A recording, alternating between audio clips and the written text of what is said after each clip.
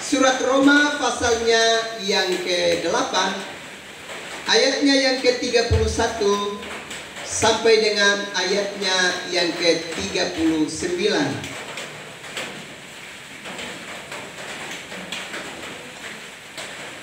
Keyakinan iman. Sebab itu apakah yang akan kita katakan tentang semuanya itu? Jika Allah di pihak kita, siapakah yang akan melawan kita? Ia yang tidak menyayangkan anaknya sendiri, tetapi menyerahkannya bagi kita semua. Bagaimanakah mungkin ia tidak mengaruniakan segala sesuatu kepada kita bersama-sama dengan Dia? Siapakah yang akan menggugat orang-orang pilihan Allah yang membenarkan mereka? Siapakah yang akan menghukum mereka? Kristus Yesus yang telah mati, bahkan lebih lagi yang telah bangkit, yang juga duduk di sebelah kanan Allah, yang malah menjadi pembela bagi kita. Siapakah yang akan memisahkan kita dari kasih Kristus? Penindasan atau kesesakan atau penganiayaan atau kelaparan atau ketelanjangan atau bahaya atau pedang? Seperti ada tertulis, oleh karena Engkau kami ada dalam bahaya maut sepanjang hari. Kami telah dianggap sebagai domba-domba sembelihan. Tetapi dalam semuanya itu kita lebih daripada orang-orang yang menang oleh Dia yang telah mengasihi kita. Sebab aku yakin bahwa baik maut maupun hidup, baik malaikat-malaikat maupun pemerintah-pemerintah, baik yang ada sekarang maupun yang akan datang, atau kuasa-kuasa baik yang di atas maupun yang di bawah, ataupun sesuatu makhluk lain, tidak akan dapat memisahkan kita dari kasih Allah yang ada dalam Kristus Yesus Tuhan kita. Ya, demikian kebenaran firman Allah untuk kita. Dan kebenaran firman Allah ini kita akan renungkan di bawah tema tak terpisahkan dari kasih Allah. Ini tema yang Bapak Chris telepon. Untuk Bapak mesti siap untuk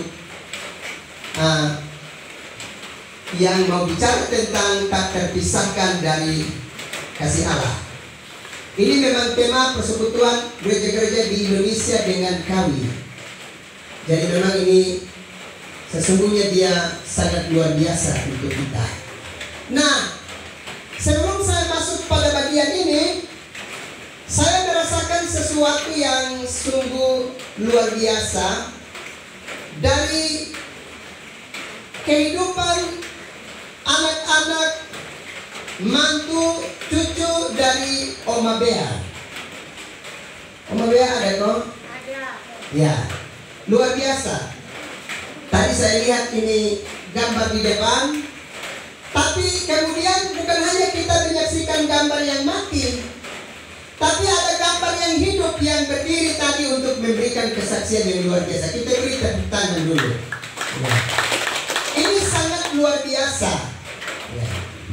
Ternyata kalau kita melihat keluarga-keluarga punya perangai iman seperti ini, kita ingat akan Timotius. Kalau kita belajar di dalam 2 Timotius pertama, ayatnya yang kelima, di sana Rasul Paulus ingatkan kepada Timotius bahwa saya begitu mengingat engkau, dan terutama mengingat engkau karena engkau ternyata dibesarkan di dalam satu keluarga yang beriman. Karena iman nenekmu Lois dan ibumu Eunike. Oh, dasar luar biasa ya. Karena itu, kalau kita menyaksikan keadaan seperti tadi dengan kesaksian-kesaksian dinyatakan, sebenarnya kita sedang meneruskan satu pekerjaan yang bernilai keselamatan. Amin. Ya. Itu pekerjaan yang bernilai keselamatan. Itu bukan hanya terjadi di bumi ini, tapi pekerjaan seperti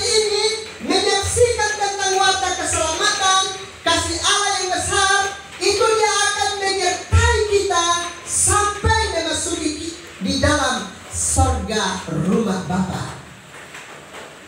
Nah, Bapak Ibu saudara-saudara yang terkasih dalam Yesus Kristus, karena itu hari ini kita merenungkan Roma pasal 8 ayat 31 sampai 39 di bawah tema tak terpisahkan dari kasih Allah.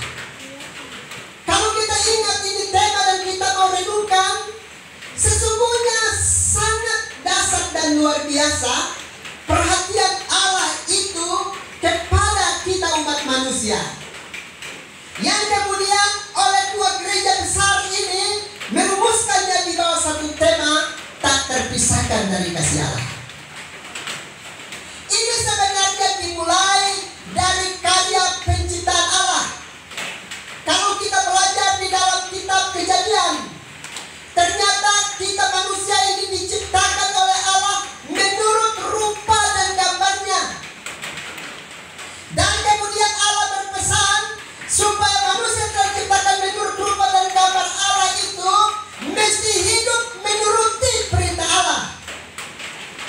Tapi apa yang terjadi di saat manusia mencoba untuk tidak lagi mau mendengar Allah, tidak mau mendengarkan apa kata Tuhan bagi kehidupan mereka, maka manusia itu gagal di dalam hidup mereka. Itulah sebabnya Allah mesti perintahkan mereka untuk keluar dari Taman Firdaus. Dan Allah tutup jalan masuk itu dengan keruk dan pedang yang bernyala-nyala. Tapi kita ingat bahwa di saat manusia itu telah terpisah dari Allah, bagian dari maut itu, manusia itu adalah kematian. Dan ternyata dalam perjalanan waktu Allah tidak mau manusia itu mengalami kematian kekal, karena Dia sudah merencanakan sejak awal bahwa manusia itu diciptakan dan mengalami keselamatan kekal. Kita bisa perhatikan itu dalam perhatian dan cinta kasih Allah itu di dalam surat Efesus pasalnya yang pertama ayat yang ketiga dan seterusnya. Kalau kita perhatikan di sana, maka di sana digambarkan kepada kita sejak semula kita ini sudah ditetapkan oleh Allah untuk mengalami keselamatan. Dan itulah sebabnya karena Allah sudah menetapkan kita untuk mengalami keselamatan, maka Allah tidak mungkin ingkar pada janjinya. Kalau kita belajar di dalam Timotius, dikatakan kepada kita, sekalipun kita tidak setia, Dia tetap setia karena Dia tidak dapat mengingkari janjinya. Itu berarti kesetiaan Allah itu bersifat tetap dan kekal untuk kehidupan kita. Karena Allah sudah berjanji untuk keselamatan kita, maka di saat manusia itu telah mengalami kegagalan, jatuh di dalam dosa, maka Allah berinisiatif untuk mencari manusia itu untuk menyelamatkan mereka. Dan itulah kita alami di dalam peristiwa Natal melalui kelahiran Yesus Kristus. Dan kalau kita belajar di dalam Injil Yohanes pasal yang ketiga ayat yang ke-16, dengan jelas dikatakan bahwa karena begitu besar kasih Allah akan dunia ini, sehingga Ia telah mengaruniakan anaknya yang tunggal. Ternyata dikaruniakan bukan untuk sekedar mendampingi kehidupan kita, tapi menjalani penderitaan yang amat hebat di dalam kehidupannya. Sungguh luar biasa. Dengan demikian, kalau tema ini bicara tentang tak terpisahkan dari kasih Allah, memang itu karena Allah sungguh-sungguh memenuhi janjinya bagi kehidupan kita. Malah kalau kita belajar di dalam Roma pasal 8 ayat yang ke-29, di dalam karya Allah untuk bersama-sama dengan kita itu, Dia rela menjadi saudara kita dan Dia adalah sulung kita. Kalau kita belajar di dalam Roma pasal 8 ayatnya yang ke-29. Dan pribadi yang satu yang menjadi sulung kita ini begitu luar biasa dan dahsyat. Dia adalah sulung yang membela kita dan yang menyelamatkan kita. Ini berbeda dengan sulung yang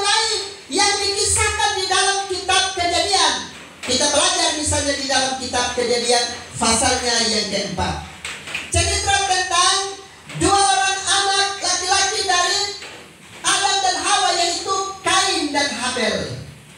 Ternyata Kain yang adalah pribadi yang sulung itu bukanlah berjuang untuk bisa dapat menolong dan menyelamatkan adiknya Habel, tapi justru si sulung ini bertindak kejam, bahkan membinasakan adiknya sendiri. Ini ternyata sangat berbeda dengan kasih karunia Allah yang telah mengaruniakan anaknya yang tunggal dan sekaligus menjadi sulung bagi kita. Sulung yang memiliki cinta kasih yang amat dalam kepada kita sekalian, ya. Dan kalau kita belajar di dalam Alkitab, ternyata cukup banyak anak sulung yang tidak memiliki cinta kasih terhadap saudara-saudaranya. Kita juga pasti ingat tentang kakak-kakak dari Yusuf di dalam kitab Kejadian pasalnya yang ke-37.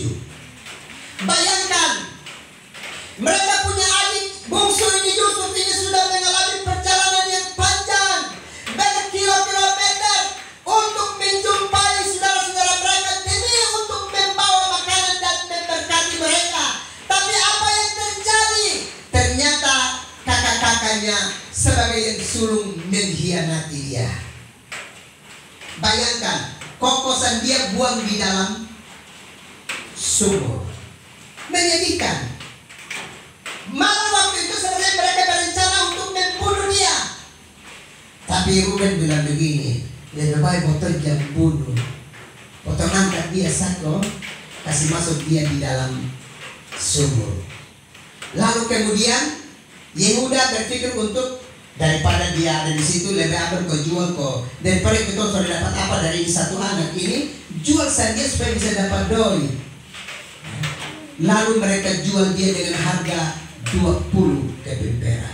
Bayangkan ini sulung dong, jual dong pembungsu dengan harga 20 keping perak. Bayangkan, ini model mana ini? Kakak beradik tidak bagus saya. Nah karena itu, atau kita juga ingat kisah tentang sulung di dalam cerita anak yang hilang. Ketika si bungsu yang memaksa ayahnya untuk mengambil semua yang menjadi bagiannya, dan kemudian dia merantau dan menghabiskannya berkongkol dan selesai. Dan ketika dia kembali, sulung bilang begini, itu lutung anak. Dia tidak bilang adikku yang telah kembali, tidak. Dia bilang lutung anak. Ini sebuah pengingkaran terhadap bungsunya. Sekalipun dia telah melakukan tindakan yang jahat, tindakan yang tidak berkenan, tetapi tetap dia adalah manusia yang mesti dihormati, dinasihati untuk mengalami babak baru dalam hidupnya. Tapi dia seolah-olah tidak dikenal oleh sulungnya. Tapi kita perhatikan di sini di dalam Roma pasal 8 ayatnya yang ke-29. Sulung kita yang Yesus Kristus itu dia sungguh-sungguh mengasihi kita. Dia tidak mau kita yang adalah saudara-saudaranya mengalami kebinasaan. Itulah sebabnya dia mempertaruhkan hidupnya, dia mempersembahkan hidupnya. Sekalipun untuk itu dia harus mengalami derita yang amat hebat. Kalau kita belajar di dalam kitab Yesaya pasalnya yang ke-53, di sana dengan jelas mengingatkan kepada kita bahwa dia tertikam oleh karena penderitaan kita, sakit penyakit dan seterusnya. Dia menderita oleh karena dia mau rela untuk memikul. Dia tidak mau supaya kita yang adalah adik-adiknya, saudara-saudaranya itu menderita. Tidak. Sulung kita itu begitu luar biasa. Dia tidak mau kita yang adalah saudara-saudaranya itu mengalami penderitaan, apalagi harus terkalahkan oleh kekuatan maut akibat dari keberdosaan kita. Dia berusaha untuk merebut kita sebagai saudara-saudaranya. Dan ternyata kalau kita perhatikan di sini, ternyata sulung kita ini dia tidak memperhitungkan kesalahan-kesalahan hidup kita. Sebenarnya gambaran itu sudah mulai nampak dalam cerita kehidupan dari Yusuf. Ya, di dalam kitab Kejadian pasalnya yang ke-50. Gambaran tentang karya Allah dalam Yesus Kristus, sulung kita yang tidak memperhitungkan tentang kelemahan dan kesesatan hidup kita, itu sudah mulai ditunjukkan oleh Yusuf di dalam kisah hidupnya. Kita pasti ingat ceritanya. Ketika saudara-saudaranya pergi mendapatkan dia di Mesir, ketika dia sudah berkuasa dan sudah menjadi pemimpin besar di sana, dia bilang, "Sonde, bosan mereka rekan yang jahat untuk aku, tapi Tuhan sudah mereka rekan yang baik. Karena itu bosan semua datang, nanti beta yang jamin bosan pun kelanjutan diri." Ini luar biasa, saudara-saudara. Karena itu gambaran tentang karya keselamatan yang dikerjakan oleh sulung kita, yaitu Yesus Kristus. Sebenarnya Allah sudah menaruh rohnya begitu rupa, menyerahkan si bungsu Yusuf itu untuk menunjukkan kesetiaan dari si sulung untuk menyelamatkan kita. Dan itu begitu luar biasa dan dasar bagi hidup kita sekalian. Karena itu Bapak Ibu saudara-saudara yang terkasih di dalam Yesus Kristus, di sini sebenarnya kita melihat bahwa Allah begitu berkarya dengan hebat untuk bisa dapat menyelamatkan kita dalam berbagai peristiwa kehidupan kita. Dan dari apa yang dikerjakan oleh sulung kita Yesus Kristus, sebenarnya dia mau kasih ingat kepada kita bahwa dengan cinta kasih kita bisa memutuskan rantai kejahatan, rantai kekejian, rantai dosa di dalam kehidupan ini. Hanya dengan cinta kasih bisa dapat kita gerakan untuk kita bisa menghentikan perbuatan-perbuatan yang jahat di antara kehidupan kita sebagai saudara bersaudara. Karena itu, kalau kita belajar di dalam kebenaran firman Allah, kalau kita belajar di dalam Galatia pasalnya yang ke-6, di sana Allah mengingatkan kepada kita melalui Rasul Paulus supaya kita mesti saling membantu, bertolong-tolonganlah kamu seorang dengan yang lainnya. Atau kalau kita belajar di dalam Efesus pasalnya yang ke-5 ayat yang ke-22 dan seterusnya, di sana juga bicara tentang bagaimana kehidupan satu keluarga itu menggerakkan kehidupan cinta kasih demi kedamaian hidup keluarga. Sehingga dikatakan di sana, suami ingat sayang istri, istri ingat hormati suami, anak-anak ingat hormati orang tuamu, orang tua jangan sakiti anak-anakmu, para hamba setia pada Tuhanmu, dan seterusnya. Jadi kita bisa lihat di sini ya, bahwa gerakan Allah adalah gerakan untuk menghidupkan suasana cinta kasih demi dan untuk keselamatan kita, baik secara pribadi maupun keluarga kita. Dan itu Allah kerjakan dengan begitu hebat dan luar biasa bagi kehidupan kita. Nah karena itu Bapak Mama saudara-saudara yang terkasih di dalam Yesus Kristus, perhatikan baik-baik di dalam bacaan tadi dalam Roma pasalnya yang ke-8. Di sini dengan jelas dikatakan bahwa dia yang tidak menyayangkan anaknya sendiri dia korbankan untuk menolong kita, anak-anaknya, apatah lagi hal-hal yang lain. Sebenarnya di sini kita menangkap pesan bahwa kalau Allah begitu berkorban untuk mau menolong kita, bahkan dia rela bisa dapat mengorbankan anaknya Yesus Kristus, itu berarti itu hal yang terlalu besar dan sangat luar biasa dia bisa lakukan untuk kita, apalagi hal-hal yang kecil. Dengan demikian dalam bacaan tadi jelas dia bilang untuk anaknya sendiri dia korbankan, apatah lagi hal-hal yang lain. Itu berarti perhatian dan kasih sayang kepada kita itu begitu luar biasa. Dengan demikian tadi dia katakan, apa sih yang ada di dalam dalam dunia ini yang berani memisahkan kita dengan Allah, dengan Yesus Kristus suruh kita. Pedang kah? Sakit penyakit kah? Kekuatan apa? Kekuatan apa? Baik yang di atas maupun yang di bumi. Kekuatan macam manakah yang bisa dapat memisahkan kita dari kasih Allah? Ternyata tidak. Sebab satu kekuatan besar yang tidak bisa terkalahkan oleh kuasa apapun dan siapapun manusia di dalam dunia ini adalah kuasa maut. Itu telah terkalahkan oleh Yesus Kristus. Sehingga maut Tuhan sudah kalahkan. Dan yang kecil-kecil kalau sakit, batuk pilek, flu dan macam-macam, apalagi ini COVID, itu kan hal-hal yang kecil. Maut saja Yesus bisa kalahkan. Ya. Karena apa?